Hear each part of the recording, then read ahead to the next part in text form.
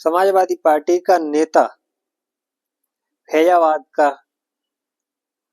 कद्दावर नेता समाजवादी पार्टी की ओर से माना जाने वाले सूरज चौधरी को माना जाता था कद्दावर नेता, जो कि समाजवादी पार्टी का, और मिल्कीपुर सीट पर उनके अकॉर्डिंग उनको टिकट ना मिलने पर उन्होंने कर दी बगावत और वो फिर आजाद समाज पार्टी के चिन्ह पर अपना फैसला बदलते हुए आजाद समाज पार्टी के चिन्ह पर चुनाव लड़ने की मिल्कीपुर सीट से उम्मीदवार बनने की घोषणा की थी। अब वो ऐसा हुआ कि जब आजाद समाज पार्टी ने अपना कैंडिडेट उतार दिया तो फिर उसके बाद में मिल्कीपुर सीट पर सूरज चौधरी को निर्दलीय चुनाव लड़ने की अपनी घोषणा करनी पड़ी और निर्दलीय चुनाव लड़ रहे सूरज चौधरी।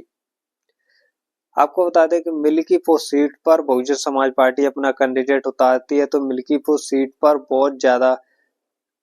कसमकस टक्कर दिखेगी। और इसमें आपको बता दें कि मिल्कीपुर सीट जब समाजवादी पार्टी की ओर से अवधेश प्रसाद के बेटे को टिकट दिया गया है, जो कि अजीत प्रसाद है, उनको टिकट दिया गया है और यहाँ पर बहुजन समाज पार्टी अपना कैंडिडेट उतारती है तो बहुत ज्यादा बदलाव होता दिखेगा। और सबसे ज्यादा आपको बता दें कि यहाँ पर सबसे ज्यादा देखने की बात यह है कि बहुजन समाज पार्टी अपना कैंडिडेट उतार देती है तो भारतीय जनता पार्टी और समाजवादी पार्टी की टेंशन बढ़ जाएगी।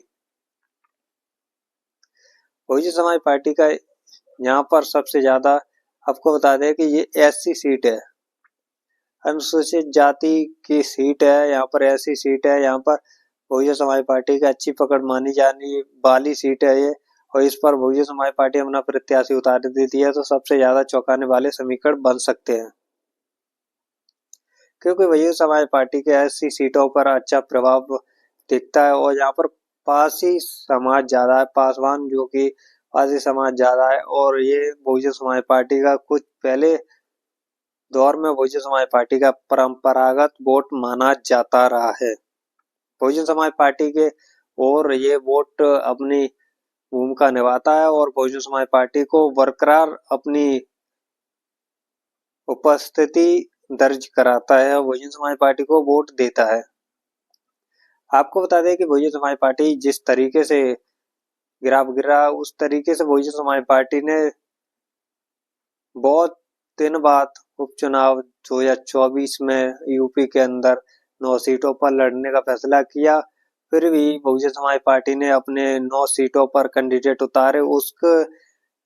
परिणाम आने के बाद में बहुजन समाज पार्टी ने अपना स्पष्ट रूप दिखा दिया, जो कि बहुजन समाज पार्टी के बसपा सुप्रीमो मायावती जी के द्वारा कहा गया कि अब उपचुनाव नहीं लड़ा जाएगा, क्योंकि ईवीएम जब तक सही नहीं होगी, ईवीएम की धांधलेबाजी सही नहीं होगी, तब तक बहुजन समाज पार्टी उपचुनाव नहीं लड़ेगी। आपको बता दें जिस तरीके से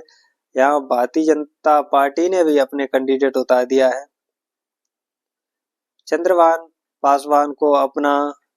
कैंडिडेट भारतीय जनता पार्टी ने मिल्कीपुर सीट पर उतारा है और यहाँ ये सीट सबसे ज्यादा हॉट सीट मानी जा रही है, क्योंकि यहाँ पर समाजवादी पार्टी और भारतीय जनता पार्टी के बीच टक्कर मानी जा रही है।